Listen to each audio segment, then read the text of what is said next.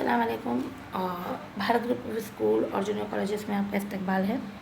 आज हम पढ़ने जा रहे हैं दास्तान ताजुल मुल्क के पहुँचने की गुल बकाउली की सरजमीन पे, और इसके मुसन्निफ़ है निहाल चंद लाहौरी, और ये आपकी दरसी किताब का हिस्सा नस्र का पहला सबक है। पिछली दफ़ा हम लोगों ने हमदी और बाहियत लेक्चर भी पिछले लेक्चर में पढ़ी थी। उम्मीद करती हूँ हम लोगों को समझ में आई होगी। अब मैं जो पढ़ने जा रही हूँ यह है निहाल चंद लाहौरी की दास्तान ताजुल मुल्क के पहुँचने की। तो ये क्या है आपको मैं आगे बताती हूँ। उर्दू में दास्तान गोई की इब्तिदा दक्कन से हुई है। दक्कन में लिखी गई मुल्ला वजीह की सबरस को सबसे पहली दास्तान का तस्लीम किया जाता है। ये दास्तान को उन्हें किताब दिया गया। दास्तान में किस्सा दर किस्सा कहानी आगे बढ़ती रहती है। नहीं, एक कहानी एक किस्सा ख़त्म होता है तो दूसरा किस्सा जो है शुरू हो जाता है। उम्मन इसकी नस्र मुकन्नना होती है। इसका हीरो देवों, जिनों, परियों, जंगली जानवरों, समंदरी अंकरियतों और जादूगरों का मुकाबला करते हुए वो बयाबान को तय करता अपनी मंजिल तक पहुंचता है। तो बात ये उस वक्त की है जब सन 1800 में अंग्रेज़ हिंदुस्तान आए थे। मुलाजमिन को अपने मुलाजमिन को उर्दू सिखाने के लिए, उस वक्त उर्दू जो थी कौमी ज़बान थी, उर्दू सिखाने के लिए उन लोगों ने कलकत्ते का फोर्ट विलियम कॉलेज कायम किया था। वहाँ के प्रिंसिपल जो थे डॉक्टर जॉन क्रिस थे, और उन्होंने कुछ अदीबों का तकर्रुर किया था जिन्हें मुंशी कहा जाता था। ये लोग दरस तदरीस के साथ निसाबी किताबें भी तैयार करते थे, यानी वो किताबें जिन्हें पढ़ा जाता है, जैसे सिलेबस की बुक बोला जाता है। मीर अमन, हैदर बख्श हैदरी, मीर बहादुर अली हुसैनी, लल्लू लाल, निहाल चंद लाहौरी, मिर्ज़ा अली लुत्फ़, बेनी नारायण जहाँ वगैरह फोर्ट विलियम कॉलेज के अहम मुसन्निफ़ में शुमार होते हैं। निहाल चंद लाहौरी ने इज़्ज़तुल्लाह बंगाली की फ़ारसी तसनीफ़ का उर्दू तर्जुमा मज़हब इश्क़ के नाम से किया। हिंदुस्तानी लोक कथाओं में गुल बकावली का एक किस्सा बहुत मशहूर है। दयाशंकर ने इसी किस्से को गुलजार नसीम के उन्वान से नज़म किया है। निहाल चंद ने अपने तर्जुमे को असल से बिल्कुल करीब रखते हुए तकल्लुफ़ात से बचने की कोशिश की और तर्जुमे में सादगी इख्तियार करके किस्से को नहायत दिलचस्प बना दिया। इस किताब का सन इशाअत यानी इसकी पब्लिशिंग हुई थी सन 1813 में। मुतरज्जिम को इस किताब पर 150 रुपये का इनाम मिला था। 150 रुपये बच्चों उस वक्त के लिए बहुत बड़ी रकम होती थी। मज़हब इश्क़ उर्दू की इब्तिदाई दास्तानों में नहायत अहम है। इसमें गुल बकावली का किस्सा दर्ज है। इसकी ज़बान अगरचे कदामत लिए हुए यानी बहुत पुरानी ज़बान है, लेकिन रवा है। इसमें मुहावरात और ज़रबुल मिसाल का इस्तेमाल मतन को दिलकश बना देता है। दिलकश यानी मतन यानी सबक को बहुत खूबसूरत बना देता है। मुसन्निफ़ ने नस्र में तशबीहात और इस्तियारात को भी बरता है, जिनकी वजह से ज़बान में शीरीनी पैदा हुई। तो तशबीहात तो बच्चों को पता है ना, एक चीज़ को किसी दूसरी चीज़ से मुशाबा बताना, और इस्तियारा यानी किसी चीज़ को डायरेक्ट हम लोग बिल्कुल बिलरास्त उस चीज़ के बोल देते हैं। जैसे तशबीह का मतलब होता है कि अहमद शेर जैसा बहादुर है, तो यहाँ पर हम अहमद को शेर से तशबीह दे रहे हैं। इन इस्तियारे में हम क्या कहते हैं कि अहमद शेर है। इस सबक के मुहावरों को दरसी नुक्ते बनाकर ज़बान की अदबी चाशनी से मुतारिफ़ कराया जा सकता है। सबक में बयान की कहानी हमारे मुल्क की देवमालाई और असातिरी रिवायत से ताल्लुक़ रखती है। दास्तान में बिलमुम देवों, जादूगरों, शुभदाबाजों, जिनों और परियों जैसे माफ़ूल फितरत किरदारों का जिक्र होता है। इस दास्तान में भी पहाड़ी देव का जिक्र मुतहियर कर देने वाला है। तो क्या कहानी है? ये कहानी है कि गुल बकावली के शहर पे जो है गुल बकावली एक परी है, और उसकी जो है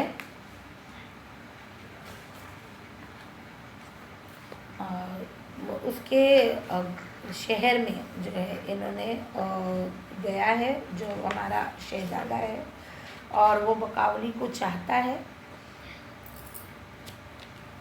और बकावली से मुलाकात करने की उम्मीद लिए हुए है।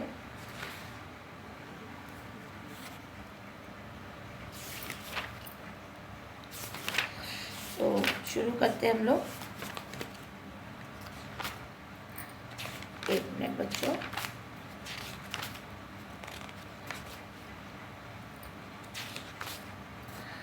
हाँ, ये तो हम लोगों ने बादशाह ज़ैनुल मुल्क जो है, ये ताजुल मुल्क के बारे में हम तो बादशाह ज़ैनुल मुल्क के 4 बेटे थे। कितने बेटे थे बच्चों? 4। उसके यहाँ एक और बच्चे की आमद थी। दरबार के नजूमियों ने बता दिया था, नजूमी यानी जो प्रेडिक्शंस देते हैं, आने वाली चीज़ों के बारे में बताते हैं, पेशन गोई कर दी कि अगर बादशाह सलामत की नज़र आने वाले इस बच्चे पर पड़ेगी तो उनकी बीनाई चली जाएगी। यानी उन लोगों ने पहले ही प्रेडिक्ट कर दिया, ये बता दिया कि अगर बादशाह ज़ैनुल मुल्क ने उस होने वाले बच्चे को देखा तो उनकी बीनाई चली जाएगी, यानी उनकी आंखें चली जाएगी। लिहाजा सल्तनत के एक दूर दराज इलाके के जंगल बयाबान में मलका के रहने का इंतज़ाम किया गया। वहीं उसने एक शहज़ादे को जन्म दिया जिसका नाम ताजुल मुल्क रखा गया। वक्त गुजरता गया। एक मरतबा बादशाह ज़ैनुल मुल्क का एक जंगल में एक नौजवान से सामना हुआ। उस नौजवान पर नज़र पड़ते ही बादशाह अंधा हो गया। उसे महल में लाया गया। एक तरफ लोगों ने शहज़ादा ताजुल मुल्क को खूब बुरा भला कहा, उसे हर तरह से कोसा गया। दूसरी तरफ सल्तनत और दूसरे इलाके से अमराज चश्म के माहिरीन को दरबार में जमा किया गया। तो बच्चों ये तो आपको समझ में आ गया कि बादशाह ज़ैनुल मुल्क को जिस नौजवान का सामना हुआ वो ताजुल मुल्क ही था। जैसे कि अक्सर कहानियों में होता है, उसे सबों ने घुटने टेक दी। यानी जब अमराज चश्म के माहिरीन, यानी हम लोग जैसे बोलते हैं और जो आई स्पेशलिस्ट होते हैं, उन लोगों को बुलाया गया, लेकिन उन लोगों ने घुटने टेक दिए, यानी उन लोगों ने जवाब दे दिए। लेकिन एक स्पेशलिस्ट ने बताया कि बादशाह सलामत की बिनाई के वापस आने का एक इलाज है।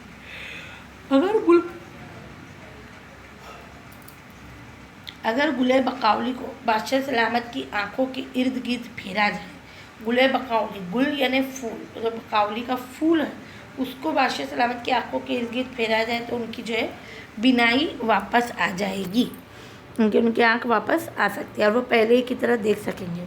लेकिन इस फूल को हासिल करना आसान काम नहीं है। ये फूल परियों की शहजादी बकावली के बाग में है और यह मखसूस फूल बकावली को बड़ा अजीज़ है। बकावली की सल्तनत भी हज़ारों मील के फासले पर है। इसकी राह में ख़तरनाक जिनों, भूतों, देवों, जादूगरों वगैरह से साबिका बढ़ेगा। बहरहाल दास्तान का हीरो शहज़ादा ताजुल मुल्क गुल बकावली को हासिल करने का आज़म करता है। आज़िम सफ़र होता है ना, मतलब सफ़र के लिए निकल जाता है। तमाम खतरात का सामना करता है। गुल बकावली को चुराने के लिए बाद सल्तनत वापस होता है और उस फूल के ज़रिए बादशाह सलामत की क़ुव्वत बसारत बहाल हो जाती है, यानी उनकी देखने की ताकत फिर से आ जाती है।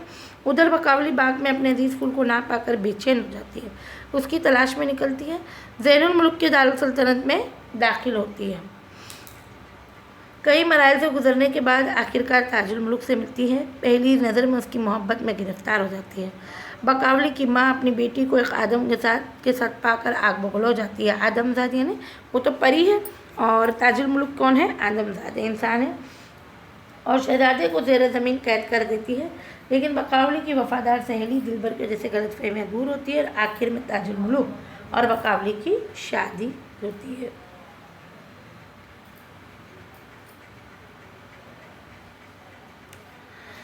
तो ये तो हम लोगों ने अभी पढ़ा कि मुसन्निफ़ ने इस दास्तान को किसी ने नज़मिया तौर पे बयान किया है और किसी ने इसे नसरी तौर पे बयान किया है। तो इसमें थोड़े से कॉन्फ्लिक्ट्स, इख्तिलाफ जो है वो हो सकते हैं। तो इसे आप जितना मैंने आपको समझाया आप समझने की कोशिश की, ठीक है। तो अभी सबसे पहले हम पढ़ेंगे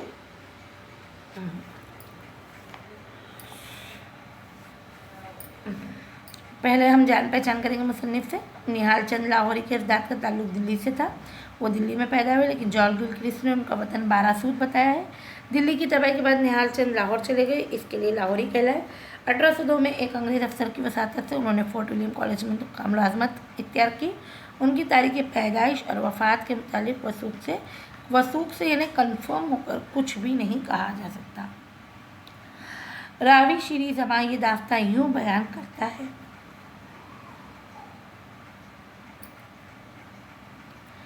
कि ताजुल मुल्क ने ठाट कलंदराना किया। अब जब बादशाह सलामत की आंखें चली गई और लोगों ने उन्हें बताया, यानी कहाल ने उन्हें बताया कि अगर ताजुल मुल्क जाकर गुल बकावली का फूल लेकर आए तो वो अपने बाप की आंखों की रोशनी वापस ला सकता है, तो ताजुल मुल्क ने ठाट कलंदराना किया, यानी अपने कलंदर की जैसे एकदम अपने ठाट कर लिए। तो कलंदराना ठाट का मतलब क्या होता है? एकदम बेफिक्र हो जाना, आज़ाद हो जाना, और चेहरे पर राख मल ली।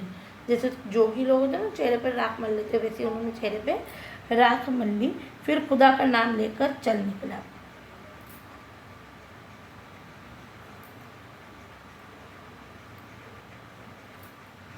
बात कई रोज़ की, बहुत दिनों के बाद वो एक वादी पुरखार मतलब ऐसी वादी जिसमें बहुत सारे कांटे थे, में कि जिसकी इंतहा ना थी। तारीकी से हरगिज़ दिन रात में फ़र्क मालूम ना होता था, हरगिज़ दिन और रात में फ़र्क मालूम ना होता था, यानी वो इतनी अंधेरी थी, इंतहा ना थी यानी जिसकी हद नहीं थी, वो इतनी अंधेरी थी कि वहाँ पर दिन और रात का फ़र्क मालूम नहीं पड़ता था। सफ़ेदी और स्याही में ज़र्रा भी इम्तियाज़ न किया जाता था। वहाँ जा वारिद हुआ और अपने दिल को ढारस देकर कहने लगा, वहाँ पर वो पहुँचा, वारिद होने ने पहुँचा, और अपने दिल को हिम्मत देकर कहने लगा कि ए अजीज़, ये पहली ही बहरे मुसीबत की लहर, तुझको तो अभी दरिया का दरिया तैरना है। उन्होंने अपने दिल को क्या कहा ताजुल मुलूक ने कि ये तो अभी शुरुआत है। वो कहते हैं ना कि इब्तिदाए इश्क है, रोता है क्या, आगे आगे देखिए होता है क्या। तो एक दरिया का दरिया है, यानी अभी बहुत सारा जो है उसे और आगे मुश्किलों का सामना करना है। हिम्मत की कमर चस्त बांध और समंदर के मानिंद आपको इस आतिश कदे में डाल दिया। समंदर एक ख्याली कीड़ा है, समंदर यानी पानी नहीं, ये जो समंदर हम बोलते हैं समुंदर होता है, ये समंदर है। तो एक ख्याली कीड़ा जो आग में पैदा होता है और वहीं रहता है, आग से बाहर निकलते ही मर जाता है। तो खुद को उसने क्या समझा, समंदर समझा, और अपने आप को इस आतिश कदे में, तो उस जगह को किससे मिसाल दी गई है, यानी जैसे आपको पहले ही बताया कि सबक में इस्तियारात और तशबीहात का इस्तेमाल किया गया। तो यहाँ पर जो तशबीहात इस्तियारात दिया थे, तो उस जगह को आतिश कदे से मिलाया गया है। देख तो खुदा क्या करता है, यानी अल्लाह ताला अब क्या करें, वो ये तय कर अब उसके अंदर कूद गया। ये सोचकर आखिर से सहरा में निकल गया। आखिर यानी आखिरकार, जो कदम पड़ता था कांटा गड़ता था, हर गाम पर वो आहो नाला करता था। जैसे बताया मैंने पहले कि वो वादी कैसी थी, पुरखार थी, वो जैसे पैर रखता था तो उसको क्या चुभ जाता था, कांटा गड़, यहाँ पर गड़ता था वर्ड यूज़ हुआ, ये दक्कनी लैंग्वेज है, गड़ता था, लेकिन इसका असल मतलब है कांटे का चुभना। हर गाम पर यानी हर कदम पर वो आहो नाला करता था, यानी परेशान होता था। गर्ज इस जंगले खूंखार में जो जाहिलों के दिल से तारीख तरता, यानी ऐसा खूंखार जंगल जो जाहिलों के, जैसे जाहिल का दिल होता है ना, जहाँ पर कोई रोशनी नहीं होती है, बिल्कुल अंधेरा होता है, वैसी ही ये जो जगह थी, जंगल जो खूंखार जंगल था, जाहिलों के दिल के जैसा अंधेरा था। दरिंदों का मिस्किन पुरखतर था, यानी यहाँ पर हो सकता है कि दरिंदे रहते हों, जैसी जगह जो बिल्कुल सुनसान होती है, वहाँ पर जो है दरिंदों का आबाद होना कोई बड़ी बात नहीं है। अगर एकदम वहाँ आफ्ताब आए तो अपना नूर खो जाए, यानी अगर वहाँ पर आफ्ताब भी आ जाए, आफ्ताब यानी सूरज भी अगर वहाँ पर आ जाए तो अपना नूर क्या कर दे, खो दे। हर तरफ अजदहे भूखे प्यासे मुँह खोले पड़े थे, गोया खाली घरों के दरवाजे। ऐसे अजदहे जो होते हैं, अजदहे मालूम है आपको, पाइथन होता है, सब जो सांपों में सबसे बड़ा सांप होता है, जो अजदहे वहाँ पर बड़े बड़े मुँह खोल कर बैठे हुए हैं, लेटे हुए हैं। ऐसा लग रहा है जैसे खाली घरों के दरवाजे के अंदर इंसान चला जाए। मुद्दत तक शहजादा दाहिने बाएं चारों तरफ दौड़ता फिरा, झाड़ियों की रगड़ से बदन छिल गया, हरे कुदू से लहू टपकने लगा, फूल से तलवे उसके बबूल के कांटों से छिद गए। यानी वो क्या करा, काफ़ी अरसे तक शहजादा जो है दाहिने बाएं यानी उसी वादी में जो है चकराता फिर रहा था। उसकी झाड़ियों की रगड़ से उसका पूरा बदन क्या हो गया था, छिल गया था, उसके बदन के हर एक हिस्से से खून टपक रहा था। शहजादे ने ऐसी मुसीबत और मेहनत उठाकर बाहर उस जंगल को तय किया और लाखों सजदे शुक्र इलाही के बजा लाकर आगे बढ़ा। यानी कई मुसीबतें और कई परेशानियां उठाने के बाद शहजादा उस जंगल को पार करने में कामयाब हो गया। जब वो उस जंगल को पार करने में आ गया, तो पार करने में कामयाब हो गया, तो वो जो है अल्लाह ताला का शुक्र बजाकर, शुक्र अदा करके आगे बढ़ने लगा। सामने से एक देव पहाड़ सा बैठा नजर आया। तो क्या, हाँ, सामने से एक देव पहाड़ सा बैठा नजर आया। देव जो है एक मॉन्स्टर होता है, एक इमेजिनेशन होता है, यानी ख्याली तसव्वुराती एक इंसान है, इंसान के जैसा ही होता है, लेकिन ये बहुत बड़ा होता है। तो देखो आपको यहाँ पर लिखा हुआ है देव पहाड़ सा बैठा नजर आया, यानी उसका कदो क़ामत एक पहाड़ जैसा था। وہ سمجھا یہ پہاڑ ہے۔ جب نزدیک پہنچا دفتن اس ظالم نے اپنے قد کو بلند کیا۔ جب وہ اس کے نزدیک پہنچا تو دفتن یعنی ایک دم اچانک اس دیو نے اپنے قد کو اپنے جو ہے اپنے آپ کو کھڑا کیا، یعنی کھڑا ہو گیا۔ ہم سر فلک ہو گیا، ہم سر فلک یعنی آسمان کو چھونے لگا، اور مارے خوشی کے بادل سے گرج کر بولا، اور خوشی سے بادل سے گرج کر بولا یعنی اب وہ اتنا بڑا دیو تھا تو اس کی آواز بھی کیسی ہوگی، بہت تیز ہوگی۔ تو جب وہ بولا تو ایسا لگ رہا تھا جیسے بادل گرج رہے ہیں کہ تصدق ہو جاؤں میں رزاق کے اور قربان ہوں اس خالق کے۔ تصدق ہونا مطلب میں صدقے جاؤں، اور اپنے آپ کو کیا کر رہا ہے، صدقے کر رہا ہے اس رزاق کے، یعنی اللہ تعالیٰ کے، اور قربان ہونا چاہتا ہے اس خالق کے جس نے ایسا لقمہ لطیف مجھے دیو کثیف کے واسطے گھر بیٹھے پہنچا دیا۔ یعنی جس نے اتنا اچھا لقمہ یعنی نوالا کھانا، اتنا ٹیسٹی کھانا مجھ جیسے کثیف یعنی کم حیثیت کے دیو کے لیے اس نے گھر پہ بیٹھے بیٹھے بھجوا دیا۔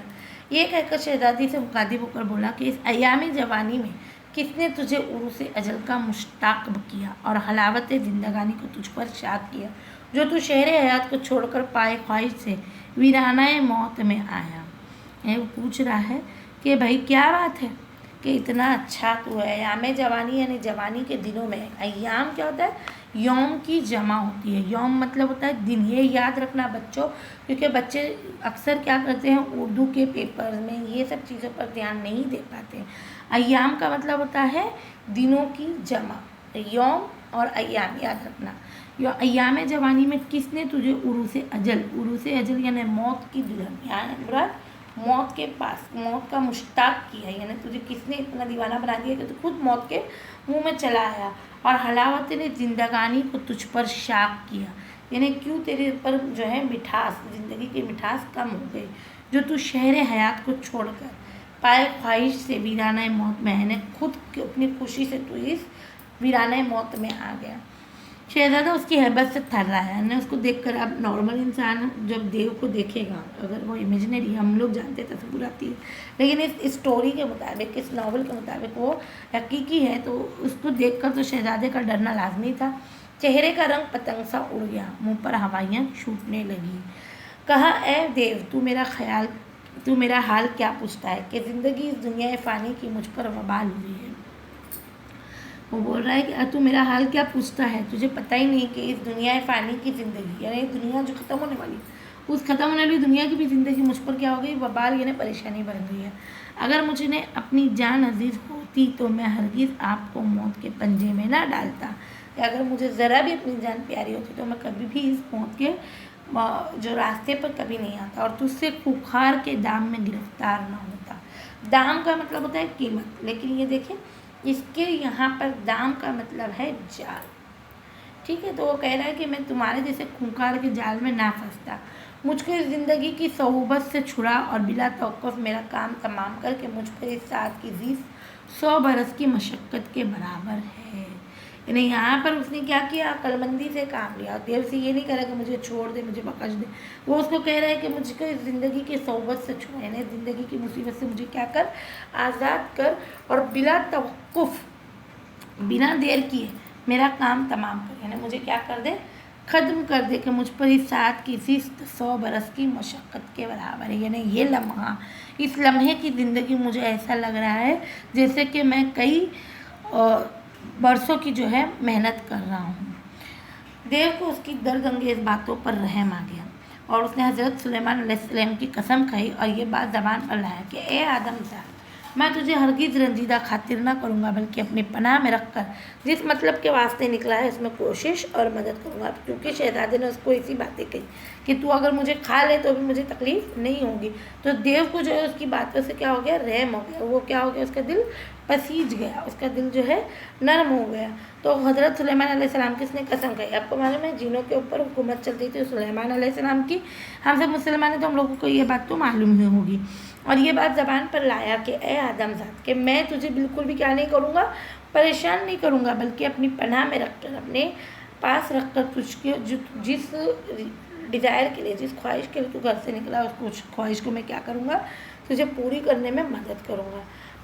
بس ہر روز دیو شہزادے پر شفقت زیادہ کرتا اور بارہا دلاسا دیا کرتا، مطلب وہ جو اس کو کھانے والا تھا اب وہ کیا ہو گیا، اس کا فرینڈ بن گیا، वो उसके ऊपर शफ़क़त करने लगा। शफ़क़त करना मतलब उसके ऊपर मोहब्बत से पेश आना, नरमी से पेश आने लगा और उसको बार बार दिलासा देता कि तू जो चीज़ की ख्वाहिश करे तुझे मिल जाएगी। ताजुल मुलूक भी मीठी मीठी बातें करके उससे शीर शक्कर के मानिंद मिल गया। शीर शक्कर होना यानी दूध की तरह मिल जाना। अब ये शीर शक्कर एक मुहावरा है, शीर शक्कर होना।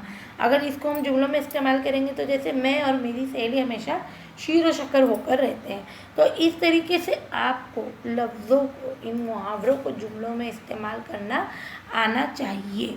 आपको मैं हर जगह पे बताते जा रही हूँ। यहाँ पर इस्तिआरा है, यहाँ पर तशबीहात है, यहाँ पर ये लफ्ज़ है, इसका ये मतलब है और इसकी ये जमा है। तो आप ज़रा बच्चों प्लीज़ ध्यान दीजिए, क्योंकि बच्चे अक्सर पेपर में ये सब चीज़ें नहीं कर पाते।